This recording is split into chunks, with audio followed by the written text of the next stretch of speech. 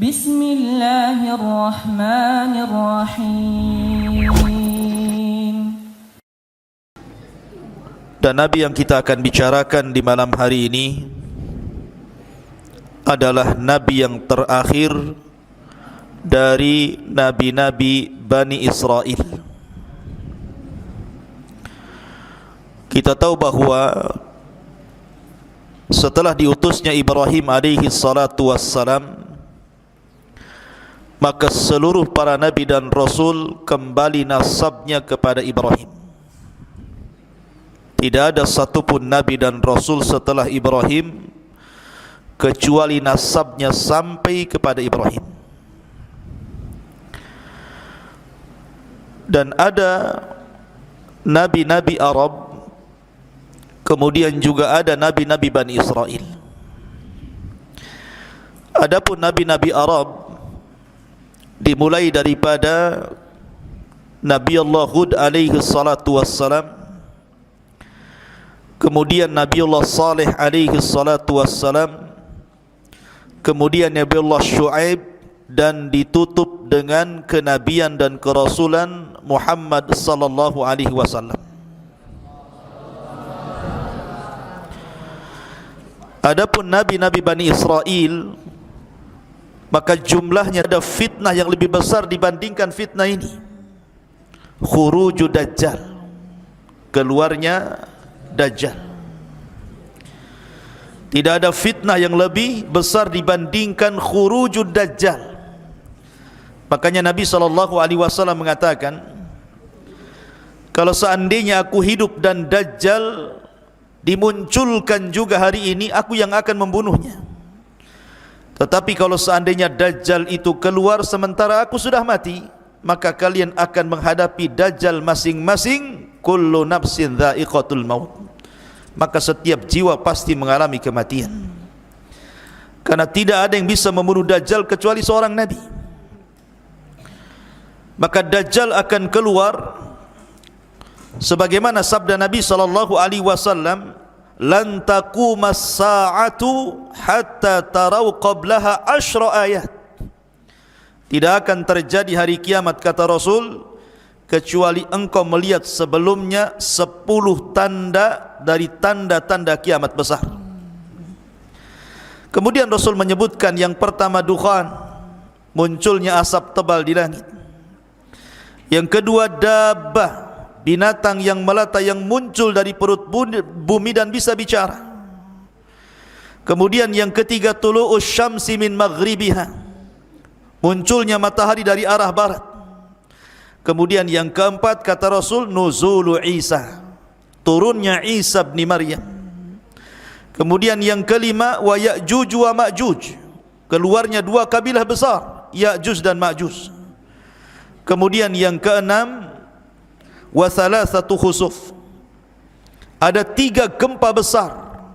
Yang keenam gempa di arah timur, yang ketujuh gempa di arah barat, yang kedelapan gempa di Jazirah Arab.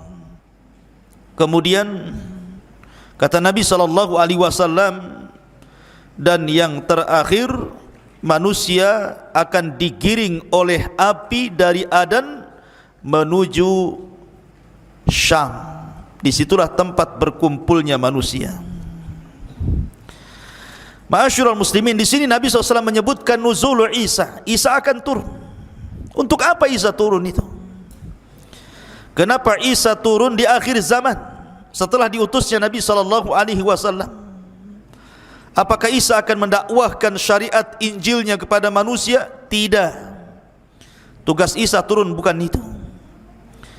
Kata Nabi SAW, walladhi nafsi biyadi la yushikanna an yanzila fikum ibnu Maryam, demi zat yang jiwaku berada di tangannya, hampir-hampir Isa akan turun kepada kalian.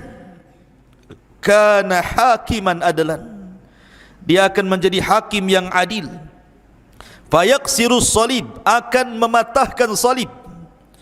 Wa yaqtulul khinzir, akan membunuh babi. Wa yada'ul jizyata, dan akan mengambil upeti. Kemudian kata Nabi SAW, dan harta akan melimpah.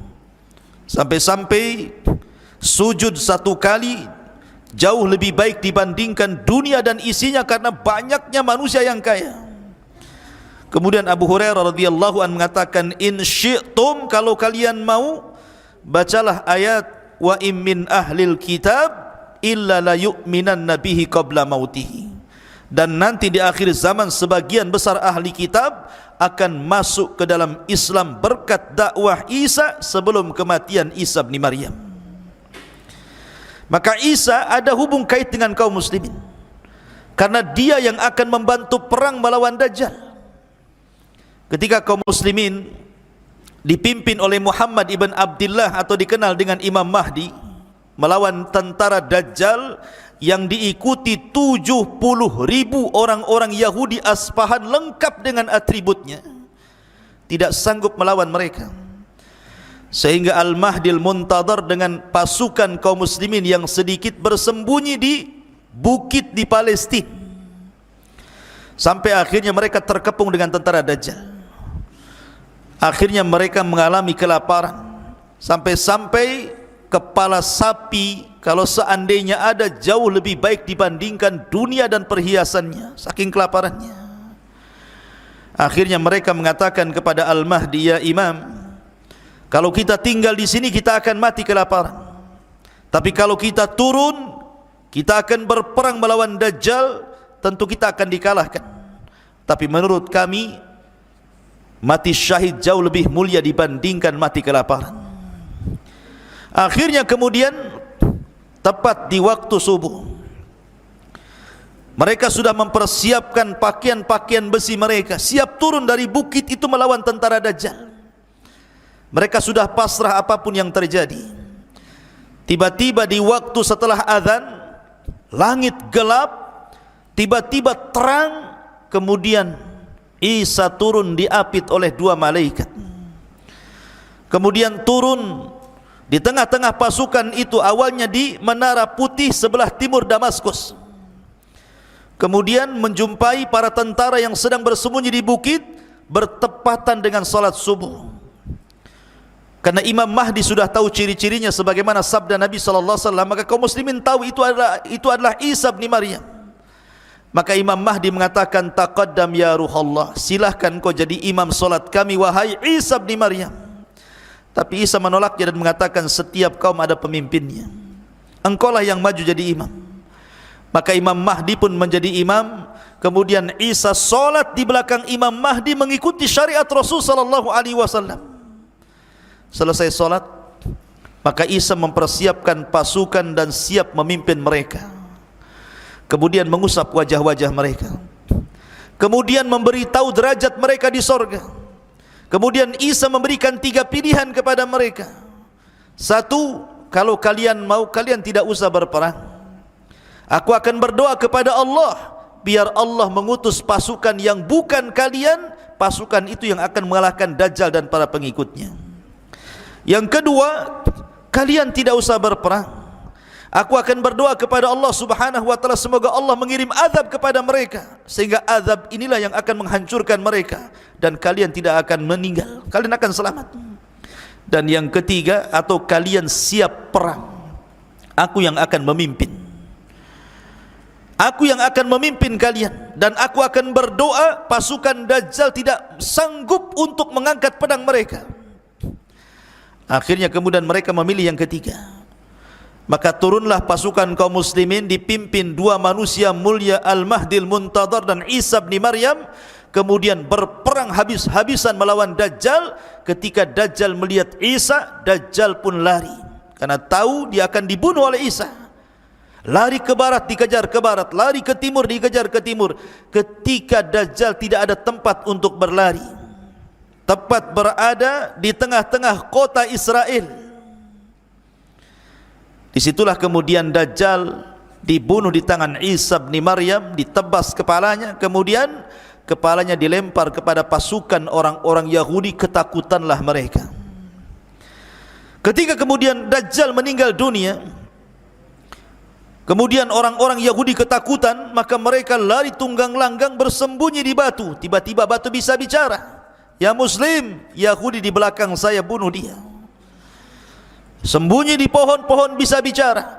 Tidak ada satupun tempat persembunyian Yahudi kecuali bisa bicara, kecuali satu pohon yang sekarang sedang dilestarikan orang-orang Israel, namanya Gharqad. Tidak mau bicara dia. Makanya orang-orang Yahudi nanam Gharqad sampai hari ini. Pohon Gharqad, pohonnya orang-orang Yahudi, sejenis cemara begitu, tapi cemara bukan Gharqad, ya. Ma'asyiral muslimin, ikhwan akhwat yang dimuliakan Allah Azza wa Jal, maka ketika Dajjal meninggal, Isa bin Maryam memimpin kaum muslimin, berhukum dengan keadilan, mematahkan salib, membunuh babi, kemudian bumi kembali berkah sebagaimana permulaan ciptaannya. Sampai-sampai pohon delima, satu buah delima itu 10 orang bisa masuk ke dalam cangkangnya. Kita bisa bayangkan berapalah buah delima itu besarnya, paling sekepal. Tapi di masa Isa bin Maryam, delima itu besar, sampai 10 orang bisa masuk ke dalam cangkangnya. Gimana isinya? Satu saja, satu butir antum sudah mencret. Besar, karena menunjukkan bahwa di zaman itu kembali disuburkan Allah Azza wa Jalla. Dari sini menunjukkan ada hubung kait antara Isa dengan kaum muslimin. Bahkan di zaman Nabi SAW, Muqawqis itu raja Mesir, agamanya Nasrani. Ketika Nabi SAW mengirim surat kepada raja-raja untuk ditawari masuk Islam, salah satunya adalah Muqawqis, raja Mesir. Ya, memang raja Mesir tidak masuk Islam, tidak sebagaimana Najasyi, tetapi dia menyambut baik surat itu. Kemudian sebagai balasannya diberikan hadiah Nabi SAW seorang budak namanya Maria Al-Qibtiyah. Dari Maria Al-Qibtiyah, hadiah dari Muqawqis raja Mesir inilah, maka Nabi SAW memiliki putra namanya Ibrahim. Ada hubung kait. Bahkan ketika Nabi SAW mengutus para sahabat untuk hijrah pertama ke Habasyah, Ethiopia, rajanya namanya Ashama ibnu Afjur. Ashama ibnu Afjur itu raja Ethiopia, atau digelar dengan Najasyi, dilindungi oleh orang-orang Najasyi, sehingga ketika orang-orang Quraisy itu berusaha mengembalikan mereka, ditolaknya. Dan belakangan setelah kemudian berdebat dengan Ja'far bin Abi Thalib, orang-orang musyrik, kemudian di tengah-tengahi oleh Najasyi, dibacakan ayat-ayat Al-Quran, belakangan Najasyi masuk Islam. Padahal kaumnya tidak ada yang masuk Islam. Makanya ketika wafat Najasyi, Nabi SAW mensalat gaibkan beliau. Bahkan di zaman itu orang-orang Najran, Yaman, banyak yang beragama Nasrani, berbondong-bondong datang kepada Rasul, berdebat soal kenasranian, kemudian belakangan mereka masuk Islam. Jadi ada hubung kait antara kita dengan Isa dan juga umatnya Nasrani.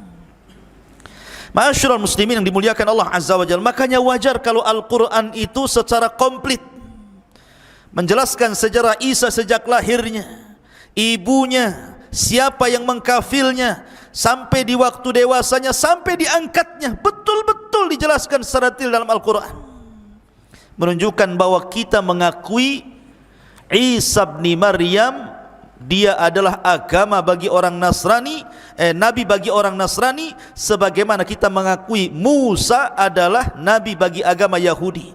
Tapi mereka tidak pernah mengakui nabi kita. Jahatnya mereka tidak pernah mengakui nabi kita.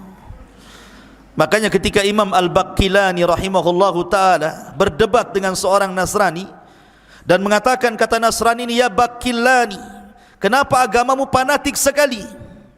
Kata Imam Baqillani, kenapa emangnya?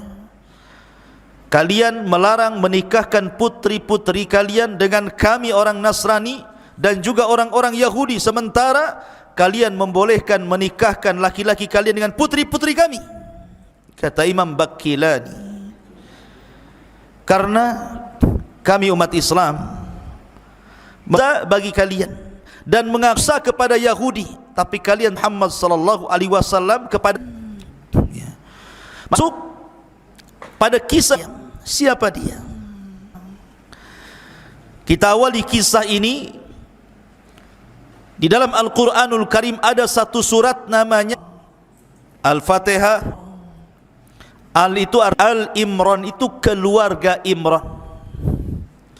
Penamaan Al-Imran itu, pertama Allah Subhanahu wa taala berfirman, wa idh qalat imra'atu Imran, dan ketika berkata istrinya Imran.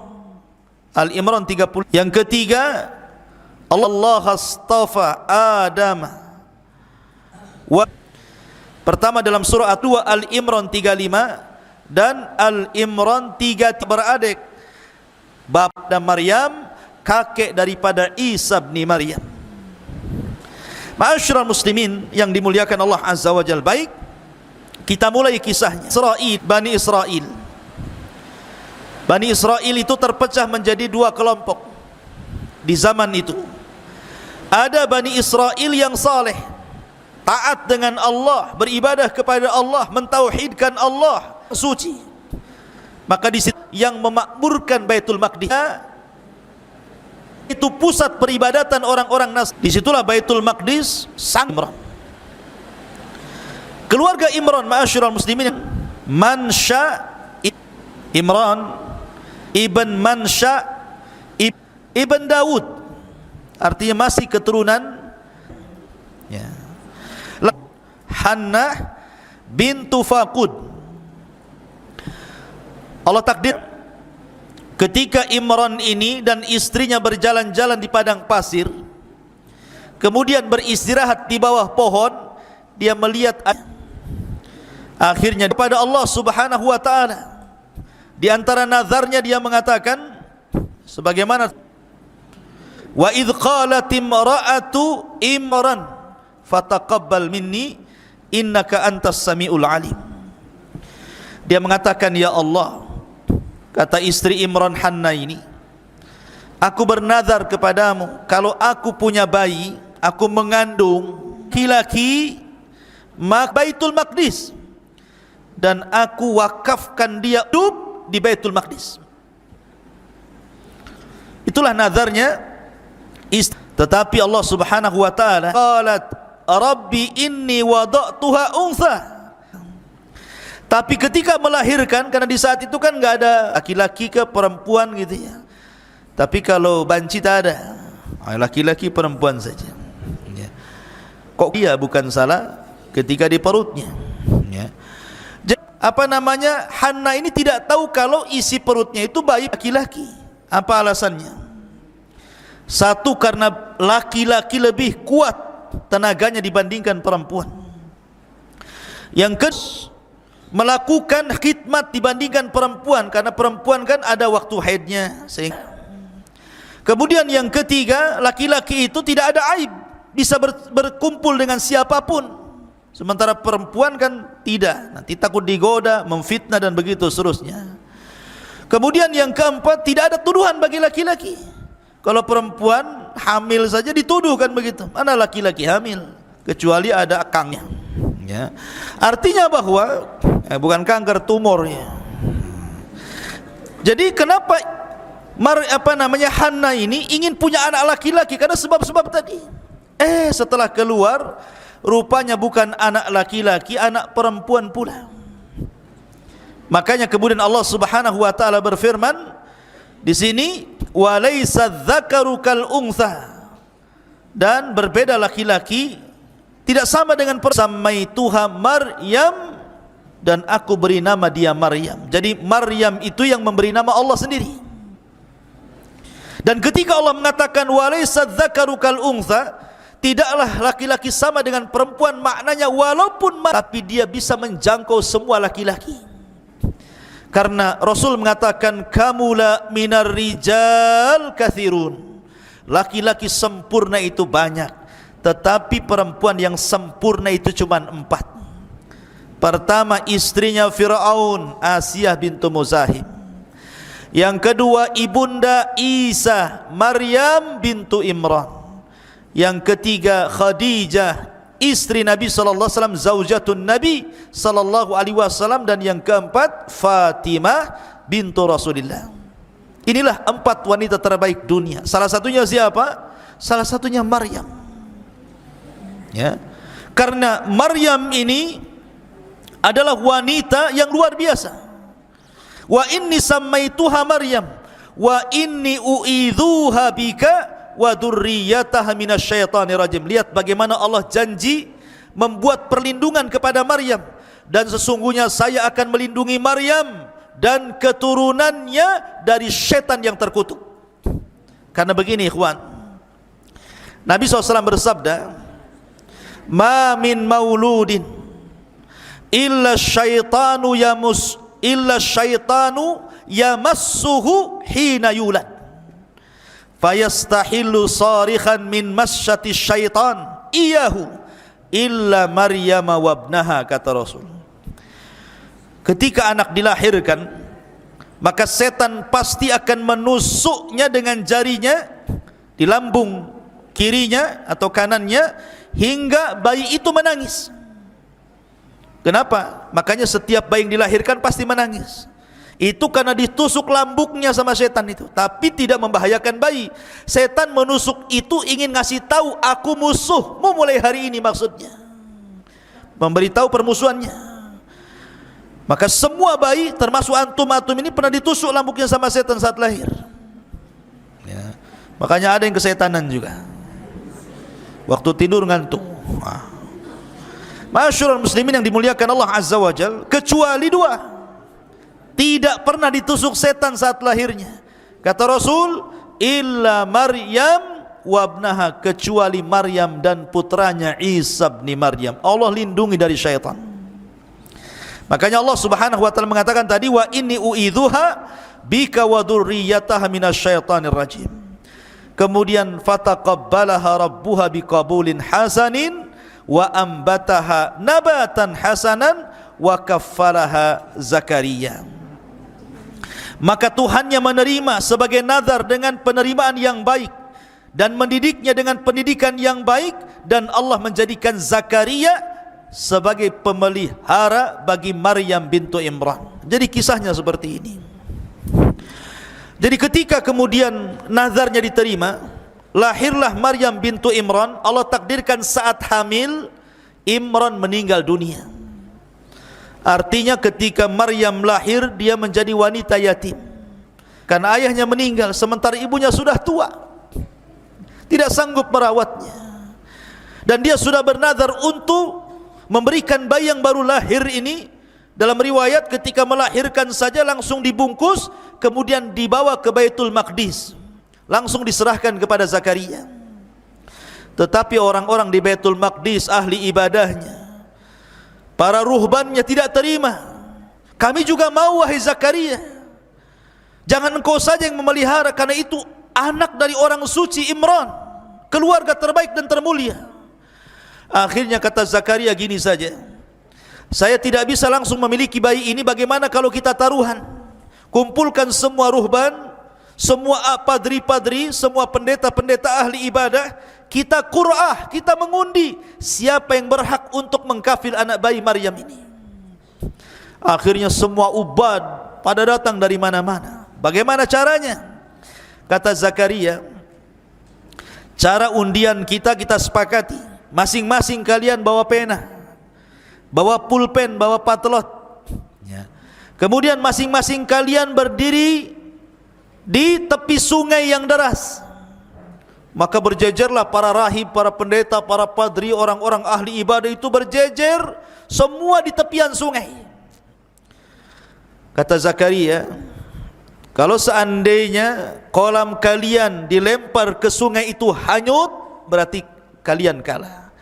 Tapi kalau pena kalian dilempar justru dia melawan arus, maka kalian menang. Akhirnya semua pena dilempar ke sungai itu, ya hanyutlah. Gimana? Pena dilempar ke sungai hanyut. Ternyata cuma satu yang tidak hanyut, justru dia melawan arus jalannya, penanya Zakaria. Lah ketika itulah maka Zakaria menang undian, maka dia berhak untuk mengkafil Maryam. Maka Zakaria dan istrinya akhirnya pun mengkafil merawat Maryam sedari kecil. Betul-betul diletakkan di atas Baitul Maqdis, ruangan khusus di mihrab. tidak pernah keluar dari situ. Jadi betul-betul dirawat di situ saja sedari kecil sampai kemudian agak besar. Ketika umur 10 tahun ada peristiwa yang aneh. Ketika Zakaria kemudian masuk ke dalam mihrabnya, tiba-tiba kemudian di situ banyak makanan. Setiap hari ketika masuk ke mihrabnya banyak makanan. Makanan ini tidak tahu siapa yang ngantar, tiba-tiba ada saja di situ. Makanya disebutkan dalam Al-Quran, kullama dakhala 'alaiha Zakaria al-mihrab wajada indaha rizqa. Setiap Zakaria masuk ke dalam ruangan tempat ibadahnya Maryam, banyak makanan di situ. Anehnya lagi, makanan yang tidak ada di musim panas ada pula di musim panas. Makanan yang tidak ada di musim dingin ada pula di musim dingin. Artinya makanan yang belum ada musimnya sudah ada pula di situ. Zakaria ini kan juga diuji oleh Allah. Sudah lama menikah, istrinya mandul, tidak punya anak. Tapi ketika melihat peristiwa itu, Zakaria berpikir, kalau Allah sanggup mendatangkan makanan di musim dingin ada di musim panas, makanan di musim panas ada di musim dingin, masa Allah tidak bisa memberikan rizki anak kepadaku? Maka dia terus berdoa. Akhirnya istrinya Zakaria pun hamil, lahirlah Yahya ibn Zakaria. Itu nanti kisahnya. Tapi yang jelas bahwa Maryam kemudian tumbuh menjadi wanita ahli ibadah, ruku, sujud, tidak ada hari-hari kecuali beribadah kepada Allah Subhanahu wa taala sampai akhirnya Allah Subhanahu wa taala menguji Maryam. Betul-betul diuji oleh Allah Subhanahu wa taala. Di mana Maryam ini, ikhwatu fillah muliakan Allah Azza wa Jalla, ada yang mengatakan ketika usianya belasan tahun, 13 lebih begitu, Maryam ini ingin keluar buang hajat. Memang begitu, ya. Jadi ada sebabnya. Kalau Allah menghendaki sesuatu kan, idza aradallahu syai'an ahya asbaba. Kalau Allah menghendaki sesuatu kan Allah harus hidupkan dulu sebabnya tuh. Maryam keluar untuk buang hajat, menjauhi Baitul Maqdis. Tiba-tiba kemudian di tengah jalan dia dihadang oleh laki-laki tampan sekali. Laki-laki yang sangat putih, bersih, tampan, tiba-tiba menghadang Maryam. Allah Subhanahu wa taala mengatakan, wadhkur fil kitabi Maryam idzin tabadat min ahliha makanan syarqiyah. Ceritakan wahai Muhammad kisah Maryam di dalam Al-Quran ketika dia mengasingkan diri dari keluarganya ke tempat sebelah timur dari Baitul Maqdis. Fattakhadat min dunihi hijaba fa arsalna ilaiha ruhana fatamatsala laha basharan sawiyya. Lalu dia memasang tabir melindunginya, pakai pakaian yang tebal, tidak kelihatan apapun kecuali matanya. Kata Allah, lalu kami utus ruh kami Jibril, kemudian disuruh untuk tasyakkul, menyerupai manusia yang sempurna, yang paling tampan. Tiba-tiba Jibril yang dalam bentuk manusia tampan itu menghadang Maryam. Lihat, Maryam tidak pernah melihat laki-laki di mihrabnya. Sekali diperlihatkan laki-laki tampan sekali. Kalau wanita di zaman sekarang langsung salaman, hai siapa namanya, jomblo atau apa gitu. Tapi Maryam wanita suci, dia mengatakan qala inni a'udzu birrahmani minka in kunta taqiyya. Maryam mengatakan, sungguh aku berlindung kepada Allah, jauhi aku jika engkau orang yang bertakwa. Dia menjaga kesuciannya. Bukan kayak wanita sekarang pegang handphone cari pula pertemanan, si Alan, si Awam, siapa namanya, Alan pula ya, sebut-sebut ya. Ngapain cari-cari teman di Facebook, kayak beli kecoa dalam karung gitu namanya ya. Ma'asyiral muslimin yang dimuliakan Allah Azza wa Jalla, maka Jibril mengatakan, qa innama ana rasulu rabbik li ahabalaki ghulaman zakiyya. Jibril pun berkata, sesungguhnya aku hanyalah utusan Allah untuk menyampaikan anugerah kepadamu wahai Maryam, seorang anak laki-laki yang kelak akan disucikan Allah. Subhanallah. Ada yang mengatakan Isa bin Maryam ini memiliki beberapa nama. Ada yang mengatakan Isa, ada yang mengatakan kalimah, ada yang mengatakan Ruhul Qudus itu ya. Ada yang mengatakan Al-Masih. Jadi Isa itu punya 4 nama. Isa, kalimah, Al-Masih, Ruh. Itu nama Isa. Kenapa disebut kalimah? Kenapa disebut Al-Masih? Kenapa disebut Ruh? Karena kalimat itu Isa diciptakan sama dengan Adam, kun fayakun. Kalimat kun fayakun, jadi maka jadilah. Karena proses manusia itu ada yang diciptakan Allah tanpa ayah dan bapa, Adam alaihi salatu wassalam. Ada yang diciptakan tanpa ibu, Hawa. Ada yang diciptakan tanpa bapa, Isa bin Maryam. Ada yang diciptakan ada ibu bapa, antum semua ini ada ibu bapaknya. Jadi proses manusia ada 4 kan? Dan Allah katakan inna mathala Isa kamathali Adam. Permisalan Isa itu sama dengan Adam. Kalau Isa dikatakan dengan sebab dia tidak punya bapa kemudian dituhankan, Adam lebih hebat lagi, tidak punya bapa, enggak punya ibu, kenapa pula tidak dituhankan? Harusnya lebih dituhankan. Hawa hebat lagi, tidak ada ibu, diambil dari tulang rusuk Adam, harusnya lebih dituhankan. Maka Isa bukan Tuhan, sama dengan Adam, sama dengan Hawa ya. Jibril meniupkan ruh ke jaibnya, ke pesaknya Maryam, kemudian ruh itu mengalir sampai masuk di kemaluan Maryam, kemudian jadi anak. Kun fayakun, jadi maka jadilah. Ada yang mengatakan, kata Ibnu Abbas radhiyallahu anhuma, bahwa kata Ibnu Abbas kehamilan Maryam itu fi sa'atin wahidah, 1 jam saja sudah besar perutnya, kayak dipompa bagi balon tuh, langsung besar. 1 jam saja sudah jadi anak tuh.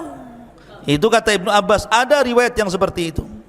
Ada yang mengatakan Isa dalam kandungan Maryam itu 9 ashur, seperti pendapat Ibnu Katsir rahimahullahu taala, ya 9 bulan sama dengan bayi-bayi yang lainnya. Ada yang mengatakan 8 ashur, 8 bulan. Ada yang mengatakan 6 ashur, 6 bulan. Jadi ada yang mengatakan 1 jam, ada yang mengatakan 9 bulan, ada yang mengatakan 8 bulan, ada yang mengatakan 6 bulan, dan ada yang mengatakan 1 jam saja. Tetapi Ibnu Katsir merojehkan Maryam sama dengan wanita-wanita yang lainnya 9 bulan mengandung Isa bin Maryam. Ketika dia mengandung, ikhwan, tentu seorang wanita berfikir dia tidak pernah berhubungan dengan laki-laki, disentuh pun tidak, tiba-tiba hamil. Apa yang akan dikatakan kepada manusia, ini bayinya siapa? Tentu orang-orang yang akan mengatakan Maryam berzina. Sama dengan wanita di zaman sekarang ingin seperti Maryam, punya anak gak jelas bapaknya ya. Jadi Maryam mengatakan, dia mengatakan qalat anna yakunu li ghulamun wa lam yamsasni bashar wa lam aku baghiyah.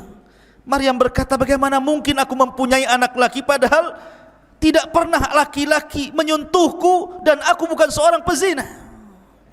Maka Allah katakan, qala kadzalika qala rabbuk huwa alayya hayyin wa linaj'alahu ayatan linnas wa rahmatan minna wa kana amran maqdiyya. Maka Jibril memberitahu, demikianlah Tuhanmu berfirman, hal itu mudah bagiku, dan agar kami menjadikannya suatu tanda kebesaran Allah bagi manusia dan sebagai rahmat dari kami, dan hal itu adalah sesuatu urusan yang sudah diputuskan. Memang begitu takdirnya wahai Maryam, memang takdirnya seperti itu, harus hamil.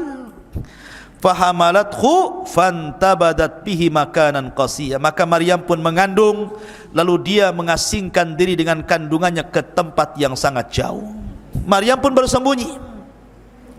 Tapi ketika kemudian Maryam ini sudah membesar kandungannya, dia curhat kepada saudarinya. saudari daripada Maryam, istri daripada Zakaria alaihi salatu wassalam. Dia mengatakan pada istrinya Nabi Allah Zakaria, bagaimana mungkin aku bisa hamil? Bagaimana mungkin aku bisa hamil? Sementara tidak ada satupun laki-laki yang menyentuhku. Maka kata istrinya Zakaria, masih saudarinya Maryam, dia mengatakan, inni ara ma fi batni yasjudu lima fi batnik. Wahai Maryam, sama-sama hamil. Dia lahir nanti Yahya, sementara Maryam lahir Isa. Kata istrinya Zakaria, sesungguhnya bayi yang ada di perutku sujud kepada bayi yang ada di perutmu, katanya. Ini ta'zim. Di zaman dulu boleh sujud seperti ta'zim, tapi syariat Islam tidak boleh. Sampai-sampai akhirnya ada orang soleh, sangat soleh, namanya Yusuf An-Najjar. Itu orang soleh yang hidup di Baitul Maqdis. Dia mikir bagaimana Maryam bisa hamil. Dia takut kalau orang-orang kemudian menuduh Maryam dengan tuduhan macam-macam, sementara Maryam sudah dikenal wanita suci kala itu. Akhirnya kemudian kata Yusuf An-Najjar berdialog dengan siapa? Dengan Maryam. Kemudian mengatakan kepada Maryam bintu Imran rahimahullahu ta'ala, ya Maryam, inni sa'iluki an amrin fala ta'tajili alayya. Wahai Maryam, saya ingin bertanya kepadamu tentang perkara, sebuah urusan, jangan tergesa-gesa jawabnya. Fala ta'tajili alayya, jangan tergesa-gesa jawabannya. Qalat, kata Maryam, apa itu? Kata Yusuf An-Najjar, hal yakunu qad syajaratun min ghairi hab. Maryam, adakah ceritanya pohon tumbuh bukan dari bijinya, tahu-tahu tumbuh saja? Wa hal yakunu zar'un min ghairi badrin, apakah ada semacam padi atau yang lainnya tiba-tiba tumbuh tanpa biji? Wa hal yakunu waladun min ghairi ab, ataukah ada seseorang anak lahir tanpa bapak? Maryam paham dengan pertanyaan itu. Tapi Maryam cerdas dan mengatakan, adapun perkataanmu, apakah mungkin pohon tumbuh tanpa ada biji dulu, ataupun mungkin padi-padian tiba-tiba tumbuh tanpa ada benih? Maka Maryam mengatakan, bagaimana dahulu ketika Allah menciptakan pohon, apakah juga dari biji? Tentu tidak, kun fayakun. Adapun kemudian kalau seandainya kau mengatakan adakah anak kemudian lahir tanpa ayah, ya, Adam alaihi salatu wassalam lahir tanpa ayah, bahkan tanpa ibu. Hawa lahir tanpa ibu. Kalau seandainya aku mengandung tanpa ayah, ini keajaiban dunia, apa salahnya? Dari sini kemudian Yusuf An-Najjar mempercayai apa kata-kata Maryam ini, kemudian berusaha untuk menutupi dari orang-orang dan menasihati agar Maryam saat kelahiran keluar dari Baitul Maqdis jangan ada yang tahu. Subhanallah, ketika kandungan sudah membesar, tentu orang akan malu. Seorang wanita pasti malu. Padahal Maryam itu wanita suci, pasti akan dituduh juga, apalagi wanita di zaman sekarang kan. Makanya kemudian Maryam pun berusaha untuk keluar dari Baitul Maqdis, kemudian mengarah ke Bethlehem atau Baitul Lahmin. Di situ tempat kelahiran Isa bin Maryam. Di tengah-tengah kebun kurma, di tengah-tengah kebun kurma, di waktu yang sangat-sangat panas sekali, ya. Jadi Isa itu lahirnya di musim panas, bukan di musim dingin. Karena tidak ada kurma itu musimnya musim dingin, rata-rata kurma itu di musim panas. Tapi kalau kita melihat umpamanya ulang tahun Nasrani saat ini, kemudian difilm-filmkan dengan film seperti Santa Claus atau apa kan, biasanya cenderung pakai jaket, pakai apa, kemudian ski di salju-salju kan gitu ya. Tidak ada. Isa itu dalam Islam, kita tidak menyinggung agama mereka, tetapi kita menjelaskan secara agama kita Islam bahwa Isa lahir di musim panas, bukan di musim dingin. Karena di musim panas itu kurma musim, ya. Makanya di sini perhatikan dalam Al-Qur'anul Karim mengatakan, Ketika kemudian Maryam pun fahamalathu fantabadat bihi makanan qasiyya, Maryam pun mengandung lalu dia mengasingkan diri dari kandungannya ke tempat yang jauh. Kemudian faja'ahal mahadu ila jid'in nakhlati qalat ya laitani muttu qabla hadha wa kuntu nasyan mansiya. Kemudian rasa sakit akan melahirkan memaksanya bersandar pada pangkal pokok kurma. Maryam pun berkata, wahai, betapa baiknya aku mati sebelum ini dan aku menjadi seorang yang tidak pernah diperhatikan dan dilupakan manusia. Malu dia di sanjung-sanjung Bani Israel, wanita suci, tiba-tiba kemudian hamil tanpa bapa. Makanya banyak orang yang kemudian, ini hati-hati akhwat, banyak di majalah-majalah, di YouTube, di berita-berita itu, akibat kemudian hamil di luar nikah karena enggak sabar dengan ujian itu, ambil pula lah racun baygon, diminum dia, nyamuk saja mati, kalian juga mati. Ada yang ngambil tali, ditariknya tambang, diikatnya di lehernya. Jadi Maryam itulah hati perempuan. Makanya jangan coba-coba. Maryam saja yang jelas-jelas tidak berzina, dia mengatakan lebih mati saja kan itu, daripada tuduhan orang. Apa kata manusia, apa kata orang. Fanadaha min tahtiha alla tahzani qad ja'ala rabbika tahtaki sariyya. Maka Jibril berseru kepadanya dari tempat yang rendah, janganlah engkau bersedih hati wahai Maryam, sesungguhnya Tuhanmu telah menjadikan anak sungai di bawahmu. Allah sudah mempersiapkan kelahirannya. Ada sungai kecil di bawahnya, kemudian bersandar di pohon kurma. Pohon itu pula lagi berbuah, rutobnya lagi ranum-ranumnya. Kemudian wahazzi ilaik bijid'in nakhlati tusaqit alaiki rataban janiyya. Wahai Maryam, goyangkanlah pohon kurma itu ke arahmu. Niscaya pohon itu akan menggugurkan buah kurma yang masak kepadamu. Fakuli washrabi wa qarri ainan fa imma tarayinna minal bashari ahadan fakuli inni nadartu lirrahmani sauman fala ukallimal yawma insiya. Makanlah Maryam, minumlah Maryam, bersenang hatilah wahai Maryam. Jika engkau melihat seseorang, maka katakanlah, sesungguhnya aku telah bernadar berpuasa untuk Tuhan yang Maha Pengasih, maka aku tidak akan bicara dengan siapapun pada hari ini. Lahirlah Isa bin Maryam, dimudahkan kelahirannya, tidak ada bidannya, lahir sendiri begitu. Ya, kalau wanita sekarang sibuk cari bidan, saat sibuk ke rumah sakit dikontrol, enggak, Allah mudahkan semuanya, enggak ada bidannya, lahir begitu saja. Tapi jangan kemudian dicoba-coba. Saya ingin kayak Maryam lahirnya lah, sendiri saja. Gimana caranya? Siapa yang nari? Masyarul muslimin yang dimuliakan Allah Azza wa Jalla, harus ada bidannya, minimalnya dukun lahir, biar ada yang ngopeni bayinya. Masyarul muslimin yang dimuliakan Allah, iwan akhwat yang dimuliakan Allah Azza wa Jalla. Kemudian setelah Maryam melihat Isa putranya, kemudian tumbuhlah rasa sayang seorang ibu kepada anaknya. Tapi dia bingung, dia masih di kebun kurma masalahnya. Ini kalau saya pulang ke Baitul Maqdis, apa kata manusia? Tapi bagaimanapun itu bukan tempat dia di situ. Tidak mungkin dia hidup di pohon kurma, di kebun-kebun kurma. Tetap dia harus balik ke Baitul Maqdis. Fa'atat bihi qaumaha tahmiluhu qalu ya Maryam laqad ji'ti syai'an fariyya. Maryam pun kemudian kembali ke Baitul Maqdis. Kemudian orang-orang pun mengatakan sesuatu. Kemudian dia Maryam membawa bayi itu kepada kaumnya dengan menggendongnya.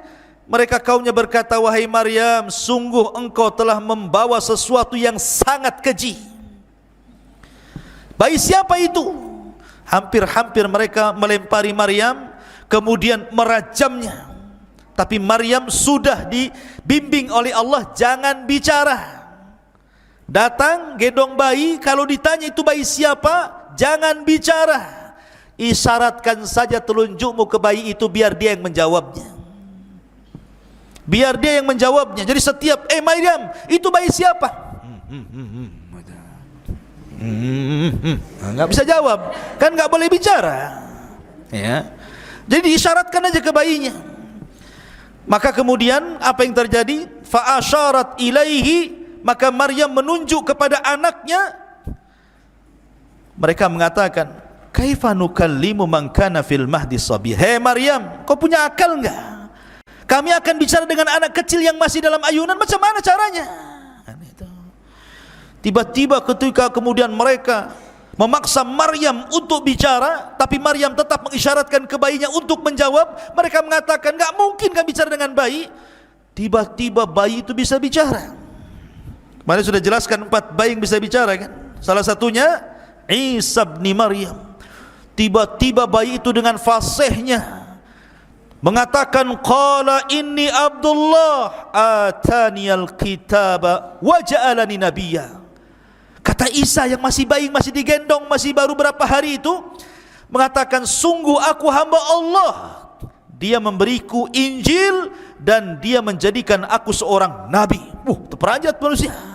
Mak, bayi bisa bicara nih. Ngomongnya hamba Allah dan saya seorang nabi pula gitu kan. Wa ja'alani mubarakan aynama kun wa awsani bis salati waz zakati ma dumtu hayya. Dan dia menjadikan aku seorang yang diberkahi di mana saja aku berada, dan dia memerintahkan aku untuk melaksanakan salat, zakat selama aku hidup. Wa barram bi walidati wa lam yaj'alni jabbaran syaqiyya. Dan berbakti kepada ibuku, dan dia tidak menjadikan aku seorang yang sombong lagi celaka. Wassalamu alayya yauma wulidtu wa yauma amutu wa yauma ub'atsu hayya. Dan kesejahteraan semoga dilimpahkan kepadaku pada hari kelahiranku, pada hari diwafatkanku, dan pada hari aku dibangkitkan kelak oleh Allah Azza wa Jal. Dzalika Isa bin Maryam qaulul haq alladzi fihi yamtarun. Itulah Isa bin Maryam mengatakan perkataan yang benar yang mereka ragukan kebenarannya. Kagetlah orang-orang, Isa itu kok bisa bicara. Dari sinilah kemudian orang-orang yang baik-baik ini kan karena bicara dengan orang-orang baik masalahnya, yang ada di Baitul Maqdis, bukan orang-orang jahat. Kalau ketahuan orang Yahudi sudah dibunuh Isa sejak kecil. Makanya kemudian mereka pun berusaha untuk menyembunyikan Maryam dan putranya, disuruh hijrah ke Mesir. Hijrah ke Mesir. Kemudian setelah hijrah ke Mesir, ketika usia Isa itu sudah 13 tahun, balik lagi ke Baitul Maqdis. Dan orang-orang pun sudah melupakan kisah dulu, karena sudah 13 tahun masalahnya. Disinilah Allah subhanahu wa ta'ala tampakkan kepada Isa bin Maryam banyak mukjizat yang disaksikan manusia sedari kecil sampai diangkatnya menjadi Nabi dan Rasul. Jadi suatu ketika, jadi kelahirannya saja sudah mukjizat sebenarnya. Jadi Isa itu sendiri mukjizat dalam perut Maryam, lahirnya juga mukjizat. Ya. Jadi suatu ketika namanya anak-anak, kemudian main-main sama anak-anak, lainnya antum main-main sama kawan-kawan antum. Kemudian Isa pun menebak, di kulkas rumahmu itu pasti banyak buah-buahan. 1 ada nangka, 2 ada durian, 3 ada ini, 4, 5 ikan asin juga ada di situ umpamanya. Ditebak-tebak gitu kan. Jadi anak ini pulang, betul pula di rumahnya ada makanan yang disebutkan Isa. Yang ini juga sama, pulang ke rumah kok betul gitu kan. Maka orang-orang menyangka Isa itu membawa sihir. Tetapi itu bukan sihir, itu mukjizat dari Allah subhanahu wa ta'ala. Terkadang Isa ini main-main, ambil tanah, kemudian dikual-kual, dibuat kepala burung, sayap burung, kemudian kaki burung, ditutup, hidup burung itu, terbang coba. Bayangkan, bangga hebat itu. Main-main anak kecil, ya, ambil buah burung, ditiup, tahu-tahu terbang burung itu kan, luar biasa. Ini mukjizat. Ya. Coba kalau antum ambil tanah, buat burung ditiup 1000 kali, tetap saja ya tanah ya tanah. Ya, yang ada kemudian burungnya bawa pete, karena habis makan pete antum ditiup-tiup terus. Jadi intinya bahwa Isa dari kecil sudah ditampakkan itu. Sampai-sampai akhirnya ada orang sakit buta, sini, diusap sembuh dia. Ya, ada penyakit kulit, penyakit kurap gitu ya kan, diusap sembuh dia penyakitnya, abrosnya sembuh. Jadi Isa bisa mengobati. Sampai akhirnya ada kasus, ada orang meninggal, kemudian orang mengatakan carilah Isa, kasih tahu siapa pembunuhnya, hidupkan dia lagi katanya. Akhirnya dia datang, diusap, karena izin Allah hidup. Siapa yang bunuh kau? Si Anu. Oh, itu sudah. Ya. Sampai ada raja yang baru meninggal, pembesar yang baru meninggal, jenazahnya lewat di antara Nabi Isa, dan orang mengatakan, ya Isa, hidupkan ini raja kami. Akhirnya Isa berdoa kepada Allah, dihidupkan kembali karena izin Allah. Karena memang setiap mukjizat seorang nabi itu akan disamakan dengan kebiasaan kaumnya. Contoh Musa, kebiasaan kaumnya itu suka belajar ilmu sihir. Jadi madrasah-madrasah sihir di zaman Nabi Musa itu luar biasa. Madrasah Harry Potter atau apa itu namanya. Ya. Tukang-tukang sihir itu. Ya, jadi ada madrasahnya, ada sekolahnya itu. Makanya kemudian Allah berikan kepada Musa mukjizat yang sama dengan mereka, tapi bukan sihir, lebih hebat dibandingkan tukang-tukang sihir. Lah di zaman Isa itu juga sama. Itu dunia perobatan luar biasa. Banyak ditemukan obat-obatan herbal-herbal yang bisa mengobati yang dulunya penyakit luar biasa, dianggap penyakit biasa, akan ditemukan obat-obatannya. Maka Isa harus lebih daripada kemampuan perobatan kaumnya. Bukan hanya bisa mengobati orang buta penyakit kulit, tapi bisa menghidupkan orang mati karena izin Allah Subhanahu wa taala. Itu kan bukan perobatan, itu mukjizat namanya. Tetapi ikhwatu fiddin yang dimuliakan Allah Azza wa Jalla, tetap saja jangankan Bani Israel yang kufur, yang melawan dan menentang dakwah Nabi Isa bin Maryam, orang-orang Hawariyun, qala man ansari ilallah, qala al-hawariyuna nahnu ansarullah. Orang-orang Hawariyun itu jumlahnya 12 orang. Itu para sahabat Isa yang khullas, betul-betul orang pilihan Isa bin Maryam. Sama dengan Rasul mengatakan ketika bersabda tentang Zubair bin Awam, sesungguhnya hawari umat ini adalah Zubair bin Awam, kata Rasul. Rasul punya hawariyun sebagaimana Isa juga punya hawariyun. Rasul punya sahabat-sahabat pilihan seperti 10 orang yang dijanjikan masuk surga, al-asyaratul mubasyiruna bil jannah. Jadi orang-orang hawariyun ini ketika Isa bin Maryam diangkat menjadi nabi dan Rasul, kemudian mendakwai orang-orang dan banyak yang kemudian mengikuti Isa, maka orang-orang Hawariyun menyaksikan bagaimana mukjizat tampak di hadapan mereka. Tapi masih juga kemudian mereka terkadang minta yang aneh-aneh kepada Isa. Sampai suatu ketika difirmankan oleh Allah, wa id auhaitu ilal hawariyin, ketika kami wahyukan kepada hawariyin. Di sini an aminu bi wa bi rasuli, untuk beriman denganku dan dengan rasulku. Qalu amanna washhad bi anna muslimun, kami beriman, saksikan ya Allah kami termasuk orang-orang yang berserah diri. Di sini dimulainya, idz qala al hawariyun ya Isa ibn Maryam hal yastati'u rabbuka an yanzila alaina ma'idatan minas sama, atau yunzila alaina ma'idatan minas sama, qala ittaqullah in kuntum minal mu'minin. Mereka mengatakan, ya Isa, apakah engkau bisa menyuruh Rabbmu untuk menurunkan kepada kami makanan dari langit? Ini yang ngomong Hawariyun, orang-orang pilihan Isa, bukan orang-orang luar, orang-orang yang ahli ibadah, orang yang taat kepada Allah, dan orang yang sangat dekat dengan Isa. Mereka mulai bicara seperti umat sebelumnya, Bani Israel yang di zaman Nabi Musa yang suka degil itu, mulai lagi dia muncul degilnya itu. Dia mengatakan, ya Isa, kami bukan tidak beriman kepadamu, tapi biar tenanglah hati kami. Kalau coba sekali-kali kau turunkanlah makanan itu, minta kepada Tuhanmu biar makanan itu dari langit saja turun. Sekali-kali kita pengen makan dari langit, bukan dari warung. Ya. Akhirnya kemudian qalu nuridu an na'kula minha, kami ingin makan darinya. Wa natma'innu qulubuna, agar kami tenang hatinya. Sampai kepada Isa kemudian mengatakan, qala Isa ibn Maryam Allahumma rabbuna anzil alaina ma'idatan minas sama nakunu lana idan li awwalina wa akhirina.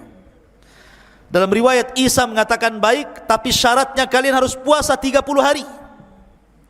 Berpuasalah 30 hari mereka. Setelah puasa mereka lapar. Ya Isa, tolonglah datangkan makanan dari langit, kami sudah lapar ini. Maka Isa pun berdoa, ya Allah, turunkan kepada kami makanan dari langit, dan kami akan jadikan itu id bagi yang awal-awal dan akhir. Ini yang pertama dan terakhir, kata Isa. warzuq wa anta khairur razikin. Berikan rizki kepada kami dan engkau sebaik-baik pemberi rizki. Tapi apa kata Allah? Baik, inni munazziluha alaikum, saya akan turunkan makan itu untuk kalian. Faman yakfur ba'du minkum fa inni u'adzibuhu adzaban la yu'adzibuhu ahadan minal alamin.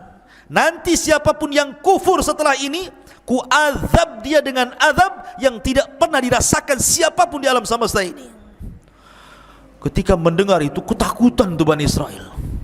Tapi kadang mereka sudah minta dan akan dikabulkan. Ternyata kalau mereka sampai kufur setelah kejadian ini, setelah mereka makan makanan itu, akhirnya mereka dapat ancaman azab. Ketika betul-betul turun itu, banyak sekali itu makanan itu, cukup untuk Bani Israel itu makan banyak sekali macam-macam makanan. Orang-orang Hawariyun yang meminta justru ketakutan makan. Kemudian melihat saja dari jauh, sampai akhirnya datanglah manusia fuqara wal masakin dari mana-mana, akhirnya menyerbu makanan itu, kemudian barulah mereka ikut makan. Subhanallah, setelah makan, rupanya makanan itu obat. Yang stroke jadi waras, yang asam urat hilang asam uratnya, yang kolesterol hilang kolesterolnya, yang pincang jadi tegak jalannya. Pokoknya jadi obat semuanya. Ya, kalau yang bodoh ya tetap bodoh lah, harus belajar. Takkan makan jadi pintar, ya kan? Kalau bodoh-bodoh saja, kecuali belajar. Ya. Masyarul muslimin yang dimuliakan Allah Azza wa Jal, akhirnya kemudian setelah kejadian itu mereka tidak minta lagi. Peristiwa-peristiwa seperti ini timbullah hasad kepada orang-orang Romawi, karena ketika itu Palestina dikuasai oleh Romawi, oleh orang-orang Romawi. Dilaporkanlah kepada sang raja Romawi bahwa ada orang yang semakin hari semakin banyak pengikutnya, dikhawatirkan lama-lama banyak pengikutnya dan akan menumbangkan anda wahai sang raja. Wah, dikompor-kompori. Akhirnya sang raja pun emosi. Siapkan pasukan, tangkap orang itu yang buat gaduh itu, tangkap, maksudnya Isa bin Maryam. Maka dikirimlah banyak pasukan mencari Isa. Isa pun bersembunyi bersama 12 orang Hawariyun. Ada yang mengatakan bahwa yang membocorkan tempat persembunyian adalah salah satu dari Hawariyun itu sendiri. Lihat, luar biasa. Akhirnya kemudian ketika Isa sudah merasakan, Jibril sudah tahu bahwa tentara sudah tahu tempat persembunyiannya, mereka tidak mungkin bisa lari dari situ dan pasti akan dibunuh. Isa pun berpesan kepada Hawariyunnya. Apa pesan Isa bin Maryam?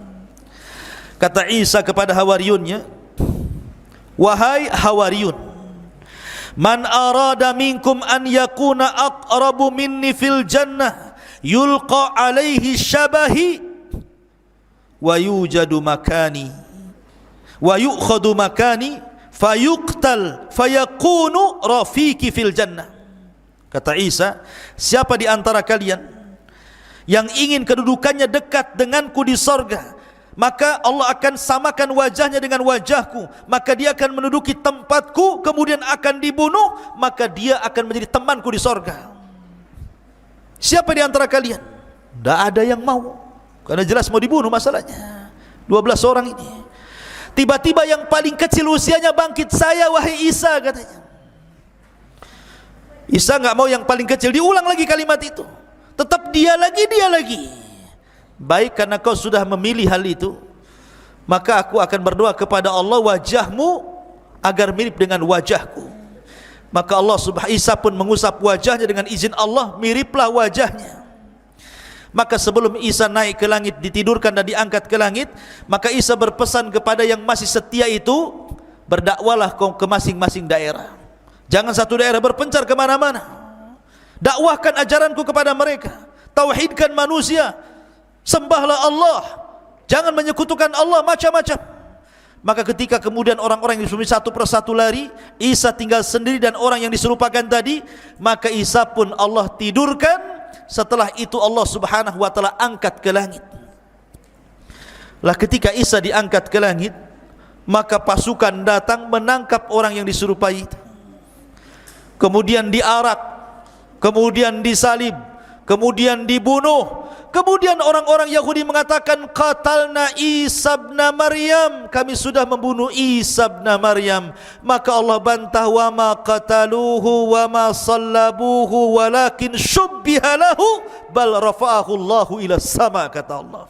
Isa tidak dibunuh, Isa tidak disalib, bahkan Isa diserupakan, bahkan Isa diangkat ke langit. Dan nanti akan turun di akhir zaman untuk membunuh Dajjal, mematahkan salib, membunuh babi, berhukum dengan hukum keadilan, dan akan membalikan keberkahan di alam semesta sampai akhirnya Allah wafatkan Isa bin Maryam di akhir zaman.